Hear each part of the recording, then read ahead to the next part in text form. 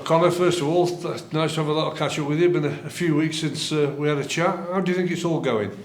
Yeah, been a mixed bag. Personally, I'm settled in well and like living here, like love the club. Just obviously results-wise on the pitch, we would have liked it to be a bit more positive, but we're working and hopefully we'll start to turn a lot of those draws into wins. Has it been easy for you to settle down? I know it's a few months now that you've been here, but have you found it easy? Yeah, really easy to be fair. Me and the missus enjoy living here and the staff have been brilliant. Lads are class as well. Everyone's really welcoming, so it was an easy transition to be fair. Have you, on playing side, touch wood, everything's going okay? You know, you had a lot of games under your belt and fitness is fine. Yeah, I feel good at the minute.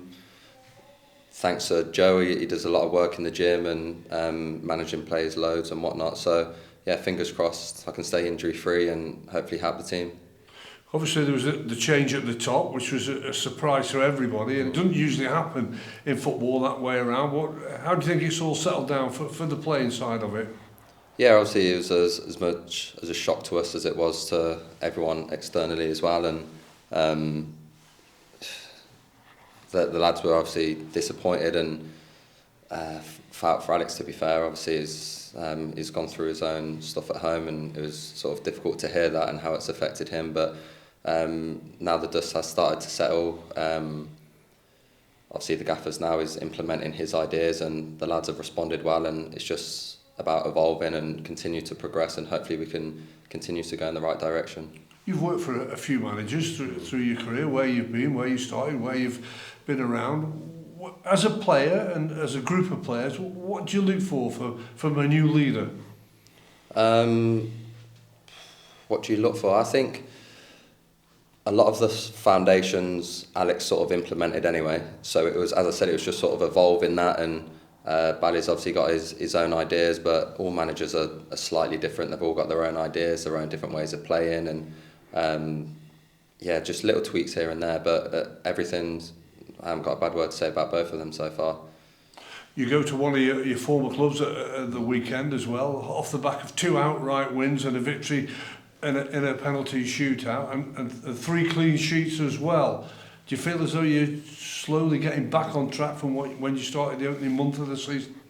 Yeah, I think it's difficult to win a game of football, so you've got to value every win, whatever competition that may be in, and as I said, we picked up a lot of draws along the way, so football's a game of fine margins, and if we fall the right side of it, since the start of the season, a few of them draws, it looks totally different. So it's nice to be on a tiny winning streak. It's nothing to get overexcited about yet, and as I said, we just continue to work and hopefully improve and get better. This is another side that's in the top 7 with ambitions to get back into League One. If you can get that positive result on the road, does it give you a better indication of where you are, you know, coming towards the end of the year? Yeah, at the end of the day, it's a game of football and it's 3 points, isn't it? Personally, I think, even though it is a cliche, you concentrate game by game, don't you, and focus on the process. And if we continue to do that and trust our process, and we'll end up where we're meant to be at the end of the season. But of course, it's a game we want to win, and if we do well and get the 3 points, it'll be a big win. It's one of the bigger and better grounds, isn't it? The county ground in the lower leagues. Does that bring extra motivation? Do you know, because they're a passionate crowd that will be on your backs, but if you can silence them, you know, you could get that result.